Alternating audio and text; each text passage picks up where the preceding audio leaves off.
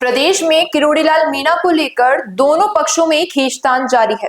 चाहे गोविंद सिंह डोटासरा हो या टीकाराम जूली या विकास चौधरी, सभी के बयानों में एक बात कॉमन है और वो है किरोड़ीलाल मीणा यानी बाबा की चिंता। आखिर क्यों ये चिंता विपक्ष को सता रही है? आइए करते हैं इस मुद्दे पर बातचीत। नमस्कार, मैं हूं अंकिता सोनी और आप देख रहे हैं संवाद। आज के हमारे इस मुद्दे पर बातचीत करने के लिए हमारे साथ मौजूद है हमारी senior anchor Chetna Sharma. Welcome ma'am. तो आप हमें बताइए, आखिर क्यों विपक्ष में किरोड़ीलाल मीणा को लेकर इतनी चिंता है?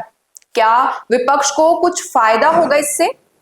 देखिए अंकिता, सबसे पहले मैं ये कहना चाहूंगी कि विपक्ष के पास सिर्फ और सिर्फ अगर एक मुद्दा है तो वो किरोड़ीलाल मीणा जी की अनुपस्थिति का है। अब किरोड़ीलाल मीणा जी के बारे में जब हम बात करते हैं ना, तो वो एक शख्सियत नहीं है, वो एक विचारधारा है। उनको लोग इतना प्यार करते हैं, पसंद करते हैं, फॉलो करते हैं और बीजेपी उन्हीं की वजह से सत्ता में आई है। बिल्कुल। अब किरोड़ीलाल मीणा जी के लिए उनकी अनुपस्थिति ना होने का मुद्दा इतना बड़ा बना दिया है क्योंकि विपक्ष के पास अगर हम देखें तो घेरने के लिए कुछ मुद्दे हैं नहीं। जी बिल्कुल। साल भर के अंदर बीजेपी और भजनलाल सरकार ने इतना काम कर दिया है कि आप विधानसभा में मुद्दे नहीं ला पा रहे हो उनको घेरने के लिए। और सबसे बड़ी बात, किरोड़ीलाल मीणा जी अगर विधानसभा में आज होते तो मैं ये सोचने को मजबूर हूं कि विपक्ष और क्या मुद्दा उठाता। भले ही गोविंद सिंह डोटासरा हो, टीकाराम जूली हो, विकास चौधरी हो, हर कोई किरोड़ीलाल मीणा जी को याद तो कर रहा है। बिल्कुल। वो कह रहे हैं कि संघर्ष किया किरोड़ीलाल मीणा ने, मलाई खा रहे हैं भजनलाल शर्मा जी। लेकिन आप अगर देखेंगे तो भजनलाल शर्मा जी भी उन्हीं की ही पार्टी का पार्ट है, कोई पार्टी से अलग नहीं है वो। बिल्कुल। बार बार ये कहना कि अपने ही कैबिनेट मंत्री की नहीं सुन रहे हैं, इस चीज का सबूत है कि आपके पास दूसरे मुद्दे तो है ही नहीं विपक्ष में उठाने के लिए। आप बात कीजिए पेपर लीक पर, क्योंकि आप ही की पार्टी पर सवाल उठेगा, क्योंकि आपकी ही पार्टी के अंदर वो सारे मुद्दे हुए हैं जिनका निपटारा बीजेपी की सरकार को करना है और करेंगे। देखिए, इस मुद्दे पर मैं कई राजनीतिज्ञों से बातचीत कर चुकी हूँ, सोशल मीडिया पर हम देखते हैं, सुनते हैं, तो यही नजर आता है कि समय लग रहा है और समय उन चीजों को लगता है कि जो घोटाले आप करके गए हो ना, उन्हें ठीक करने के लिए समय ले रही है सरकार। लेकिन इतना तय है कि जो होगा अच्छा होगा। किरोड़ीलाल मीणा जी भी इस चीज का इंतजार कर रहे हैं कि विधानसभा का एक बार सदन पूरा हो जाए, फिर उसके बाद वो कोई एक्शन मोड पे आएंगे। जी, ये तो बिल्कुल देखा जा सकता है कि विपक्ष अपनी ही गलतियों को छुपाने के लिए बार बार इस मुद्दे को उभर कर ला रहा है। वहीं अगर हम बात करें कि जो किरोड़ीलाल मीणा है, उनकी गैर मौजूदगी से प्रदेश की सियासत को कोई असर पड़ रहा है? देखिए, असर पड़ने वाली बात तो यही है कि एक जो लाजवाब उत्तर देते थे किरोड़ीलाल मीणा जी, एक ऐसी शख्सियत है, माफ कीजिएगा, विचारधारा है, उनके सामने कोई टिक नहीं पाता है। आज गोविंद सिंह डोटासरा भी एक बहुत अच्छे स्पीकर हैं, आज वो पूरे विपक्ष की कमान संभाल रहे हैं, बशर्ते वो हमला करने में माहिर है, लेकिन वो हमले सिर्फ जुबानी हमले हो सकते हैं, इससे आगे वो नहीं बढ़ सकते हैं। किरोड़ीलाल मीणा जी की अनुपस्थिति का फायदा वो सिर्फ जुबानी हमले करने में ही उठा पा रहे हैं। बेशक इससे ना विपक्ष को फायदा होगा और सत्ता को भी, सत्ता वाला जो पक्ष है उसको भी कोई नुकसान नहीं हो रहा है। किरोड़ी जी नहीं आए कोई बात नहीं, लेकिन दो मंत्री उनकी जवाबदेही कर रहे हैं, पूरी उनकी तरफ से पूरे उत्तर दे रहे हैं। लेकिन इस चीज को भुनाने के लिए न्यूज़पेपर और न्यूज चैनल्स की हेडलाइंस बनने के लिए विपक्ष इसे जबरदस्ती का मुद्दा बनाए बैठा है, जिसका कोई औचित्य ही नहीं है। जी हाँ, ये तो देखा जा रहा है कैसे विपक्ष में जो है अपने मुद्दों को दबाने के लिए विधानसभा के सत्र में बहुत बयानबाजी की जा रही है, विपक्ष पर काफी उंगलियां उठाई जा रही हैं, उनके कार्यकाल में क्या हुआ क्या नहीं, सारी बातचीतों को देखा जाए तो काफी जो है विपक्ष जोर डाल रहा है इन बातों पर। वही अगर हम आगे बढ़े कि विपक्ष में इतनी खींचतान हो रही है, क्या इस खींचतान से किरोड़ीलाल मीणा को खुद को भी कोई फायदा होगा या उनकी रणनीति में कोई बदलाव आएगा? देखिए, मैं तो मानती हूँ कि किरोड़ीलाल मीणा जी की ही वजह से एक फायदा विपक्ष को जो हुआ है वो है कि वो किसी मुद्दे पर तो एकजुट आए हैं। जी, क्योंकि अगर आप देखेंगे तो आंतरिक कलह कांग्रेस के अंदर इतनी भरी हुई है, आप किसी भी अपने साथ में चलने वाले नेता को आगे बढ़ते हुए बर्दाश्त नहीं कर पाते हैं, ऐसी पार्टी है अंदर। आंतरिक कलह के ढेरों एग्जाम्पल आपको इसमें मिल जाएंगे।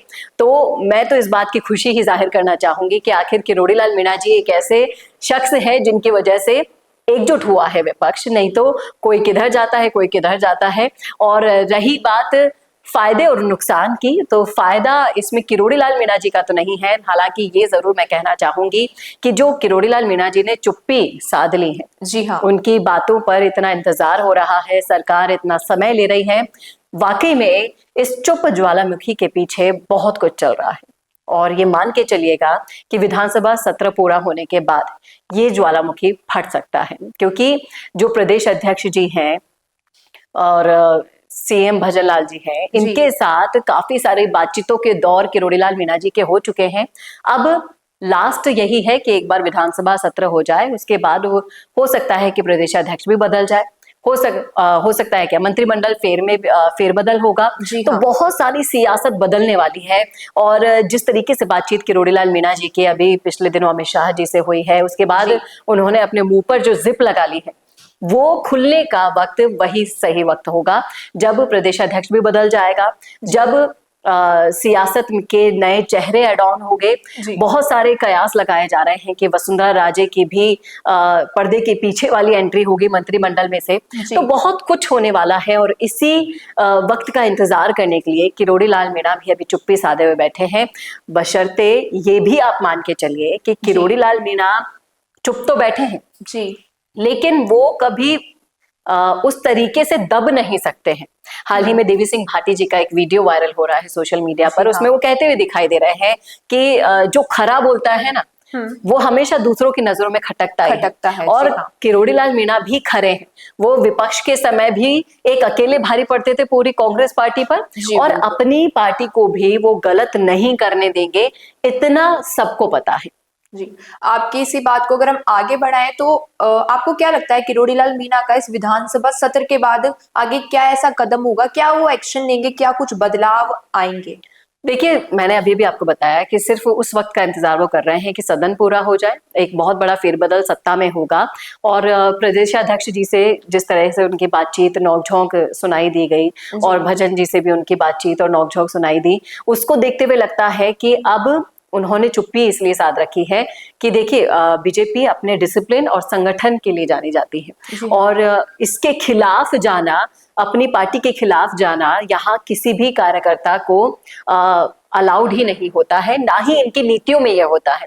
जैसा कि पिछली सरकार में पायलट ने किया था, अपनी ही पार्टी के विरुद्ध अनशन किया था, तो ऐसा किरोड़ी लाल मीणा नहीं करेंगे। लेकिन ये जरूर मान के चला जा रहा है कि अगर एसआई भर्ती पर कोई फैसला नहीं होता है तो किरोड़ी लाल मीणा जी अपने तेवरों में वापस लौट सकते हैं। वो इस एसआई भर्ती पर सड़कों पर उतरने को फिर से तैयार हो सकते हैं। ये एक बहुत बड़ा बदलाव आ सकता है। चुप्पी टूट सकती है। नहीं, अगर सरकार ने कोई फैसला लिया तो किरोड़ी लाल मीणा सड़क पर उतरने के लिए, आंदोलन करने के लिए एकदम से तैयार है। तो ये थे वो समीकरण जो बन भी सकते हैं और बिगड़ भी सकते हैं। आगे क्या होगा ये तो आने वाला वक्त ही बताएगा। तब तक के लिए बने रहिए संवाद भारत का, भारत के लिए। धन्यवाद। पॉडकास्ट सेटअप्स तो मिल रहे हैं लेकिन एंकर नहीं है। पॉडकास्ट सेटअप और एंकर मिल गया तो एडिटिंग नहीं है। पॉडकास्ट सेटअप भी मिल गया, एंकर भी मिल गया और एडिटिंग भी मिल गई, लेकिन उसे अपलोड करने के लिए अच्छे व्यूअरशिप वाला चैनल नहीं है। और अगर वो सब भी मिल गया तो पॉडकास्ट को अच्छे एसईओ के साथ अपलोड करने का डिजिटल सपोर्ट नहीं है। और अगर ये सारी चीजें एक साथ मिल रही हैं तो प्राइस बहुत ज्यादा हाई है। तो अगर आपको ये सारी चीजें चाहिए आपके अपने जयपुर में, जो आपको पॉडकास्ट सेटअप्स, एक्सपीरियंस एंकर्स, शानदार studio, amazing editing, 6 crore plus views वाले चैनल पर अपलोडिंग, और तो और सिर्फ पॉडकास्ट ही नहीं, उसके साथ आपको मिल रही है उसी पॉडकास्ट में 5 रील्स फ्री, वो भी सिर्फ 8,000 रुपए में। और ये सब कुछ मिल रहा है आपको सिर्फ और सिर्फ मिशी मीडिया सॉल्यूशंस में। तो सोच क्या रहे हैं? अगर आप भी चाहते हैं पॉडकास्ट के जरिए पूरे सोशल मीडिया पर छाना, तो अभी कॉन्टैक्ट कीजिए स्क्रीन पर दिए गए नंबर पर।